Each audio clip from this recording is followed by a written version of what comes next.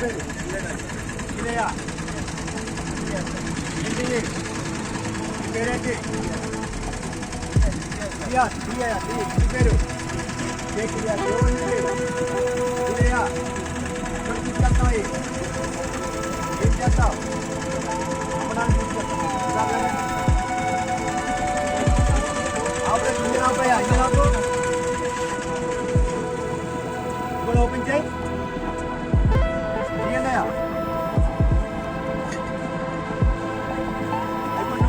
బయటికి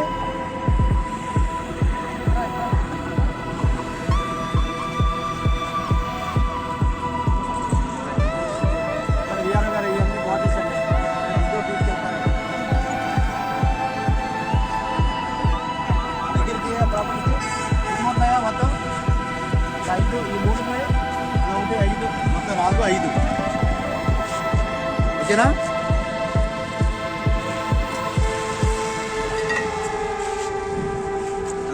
విఆర్ఓ గారు విఆర్ఏ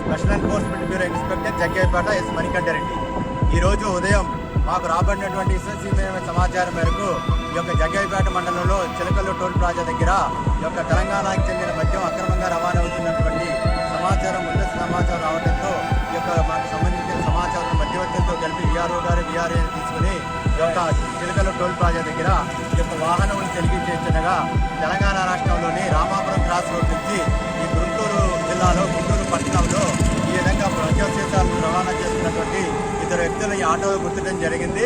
వీరిని ఒక ప్రశ్నించగా ఈ రామాపురం క్రాస్ రోడ్లో ఈ యొక్క మద్యం సీసాను కొనుగోలు చేసి ఈ యొక్క గుంటూరు టౌన్లో ఈ గుంటూరు నగరంలో ఉన్నటువంటి ఈ యొక్క మద్యం బెల్ట్ షాపులకి వీటిని రవాణా చేస్తున్నట్లు ఈ యొక్క నిందితులిద్దరూ కూడా పేర్కొనడం జరిగింది. ఈ విధంగా రాబోయే ఈ యొక్క డ్రైడేని ఆగస్టు 15 డ్రైడే ఉన్న సందర్భంగా ఆ రోజు మరింత ఎక్కువగా లాభపడాలనే ఉద్దేశంతో వీరు ఈ విధంగా ఎక్కువ మొత్తంలో తీసుకెళ్తామని చెప్పి వీరు పేర్కొనడం జరిగింది. ఈ విధంగా తెలంగాణ రాష్ట్రం నుంచి ఈ విధంగా ఆంధ్రప్రదేశ్లోకి మద్యాన్ని తరలిస్తే కఠిన చర్యలు తప్పని ఈ సందర్భంగా హెచ్చరిస్తున్నాము. వీరి వద్ద నుంచి మొత్తం కూడా 163 బాటిల్స్ మద్యం సీసాలను స్వాధీనం చేసుకోవడం జరిగింది. ఒక్కొక్కటి 750 ml పరిమాణంలో ఈ బాటిల్స్ కలిగి ఉన్నాయి. మొత్తం కూడా 122 లీటర్ల యొక్క మద్యం పరిమాణాన్ని ఒక్క బాటిల్స్లో సీజ్ చేసిన బాటిల్స్లో గుర్తించడం జరిగింది. వీటి యొక్క మద్యం బాటిల్స్ యొక్క మొత్తం విలువ 1,12,000 రూపాయలు సుమారు ఉంటుందని అంచనా వేయడం జరిగింది. మరియు ఆటోను కూడా ఈ యొక్క అక్రమంగా రవాణా చేస్తున్నటువంటి మద్యాన్ని రవాణా చేస్తున్న ఆటోను కూడా సీజ్ చేయడం జరిగింది. ఈ ఆటో యొక్క విలువ కూడా సుమారు 50,000 రూపాయలు ఈ ఆటో విలువ చేస్తుంది. ఈ యొక్క మద్యాన్ని ఇక్కడ రవాణా చేయడానికి వీరిద్దరూ కూడా ఈ యొక్క సెల్ ఫోన్ సహాయంతో ఈ యొక్క మద్యాన్ని డోర్ డెలివరీ చేస్తున్నారు. మరియు ఇక్కడ డెలివరీ తీసుకుని ఆర్డర్ తీసుకుంటున్నారు. కాబట్టి ఈ విధంగా తీసుకుంటున్నటువంటి ఈ సెల్ ఫోన్లు కూడా వీరిద్దరి వద్ద నుంచి స్వాధీనం చేసుకోవడం జరిగింది.